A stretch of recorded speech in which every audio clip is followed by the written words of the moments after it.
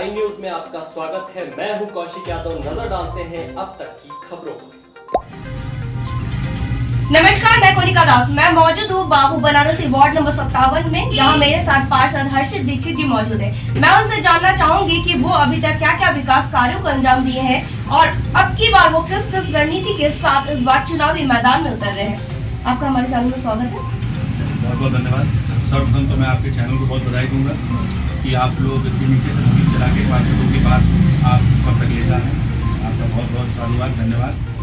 और जैसा कि आपने पूछा कि 5 वर्षों में जो कार्य किया, तो मैंने जनता के विश्वास पे जहाँ तक मुझे कार्य करना था, तो उसके तहत जैसे हमारे यहाँ एक हैदर कैनाल नाला है और इस हैदर कैनाल नाले पे रहने वाली लगभग आबादी हमको लगता है कि 10,000 के आसपास जो वहाँ पे रहती है।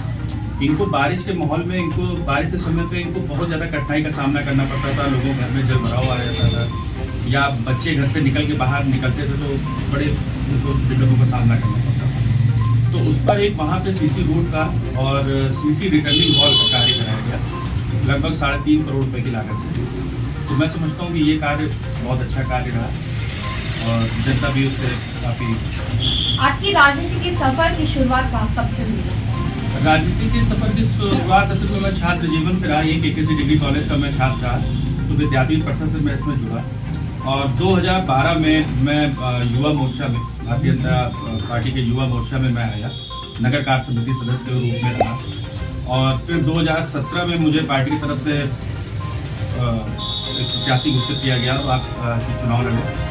और लगभग 25 वर्षों से जिस वार्ड में आप रहती हैं, इस वार्ड में लगभग 25 वर्षों से भारतीय जनता पार्टी का कोई पार्षद नहीं था।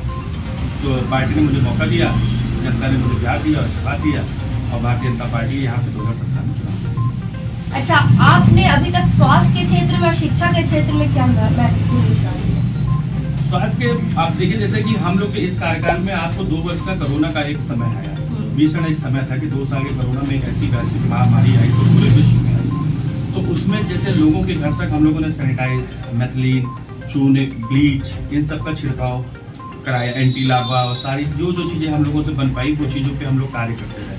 अब हम लोग के लिए सौभाग्य की बात ये है कि अब जिस मैं कॉन्स्टिट्यूंसी में हूँ, कैंट विधानसभा में, यहाँ पे उप मुख्यमंत्री ब्रजेश पाठक जी की कॉन्स्टिट्यूंसी है।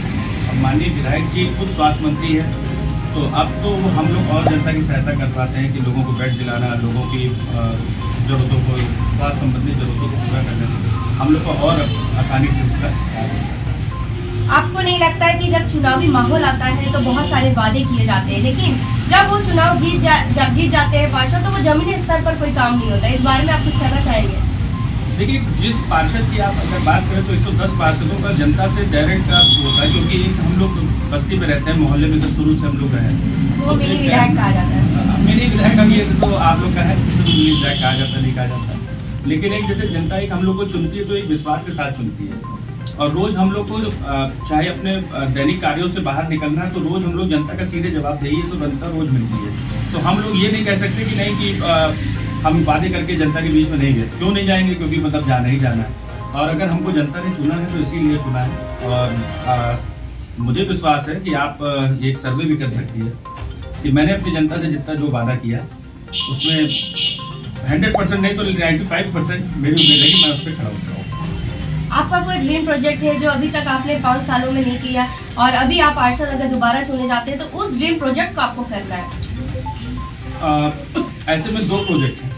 जैसे हमारा जो वार्ड है ये बहुत कंजेस्टेड बस्ती पुरानी आबादी वाला क्षेत्र है जो बहुत घनी आबादी से कहते हैं। तो यहाँ सीवर लाइन की प्रॉब्लम बहुत समस्या है, पेयजल की समस्या है। तो एक हमारे यहाँ ये स्टेशन रोड से उदयगंज रोड तक जाने वाली ये माता सुधा देवी मार्ग जो कनेक्ट करती है, उस पर एक तरीके से आप इसको सीवेज की मदर लाइन हमारे वार्ड की बोल सकते हैं। तो मेरा प्रयास ये है, क्योंकि एक तो इसमें ये PWD की रोड है तो उससे हम लोग को थोड़ा NOC और सारी चीज़ों को मिलने में दिक्कत होती है, रोड कटिंग उससे करनी पड़ी। तो अब मेरा प्रयास ये है कि ये पूरी सीवर लाइन मुझे चेंज करानी है। ये आपकी ड्रीम प्रोजेक्ट है। हमारे चैनल के माध्यम से आप जनता से कुछ कहना चाहेंगे कि वो आपको चुने तो क्यों चुने? अब 5 साल मैंने आपकी सेवा की, आपके चैनल के माध्यम से, और मैं जनता को केवल ये कहूँगा कि 5 साल मैंने सेवा की है और अपनी निष्ठापूर्ण मैंने आप लोग का सबका कार्य किया है। समय समय पर जब आपने मुझे रात में 2 बजे चाहे याद किया, चाहे अस्पताल में, चाहे कहीं पे भी, तो मैं वहाँ पे रहा हूँ और मुझे उम्मीद है, मुझे विश्वास है पूरा अपनी जनता से प्यार कि वो सब मुझे पुनः प्यार करेंगे। तो हमारे साथ पार्षद जी मौजूद थे, इन्होंने काफी विकास कार्यों को की है। बाबू बनारसी दास वार्ड में हम लोगों ने जब भ्रमण किया तो ये 57 वार्ड बहुत ही अच्छा दिखा। लोगों से जब हम लोगों ने सर्वे किया, आपको वीडियो में आज में दिखाएंगे, लोग भी बोले कि हाँ इन पार्षद ने काम किए, लेकिन कुछ जैसे एक घर में एक परिवार के लोग पूरे माहौल को खुश नहीं रख सकता, वैसे एक पार्षद पूरे वार्ड को भी खुश रख नहीं सकता है। कुछ तो खामियां बुराइयां होंगी, लेकिन देखने वाली बात यह है कि पार्षद इस बार भी ये चुने जाते हैं कि नहीं, जनता इनका कितना समर्थन करती है। वीडियो जर्नलिस्ट रानी शर्मा के साथ मैं कोनिका दास, आई न्यूज उत्तर प्रदेश।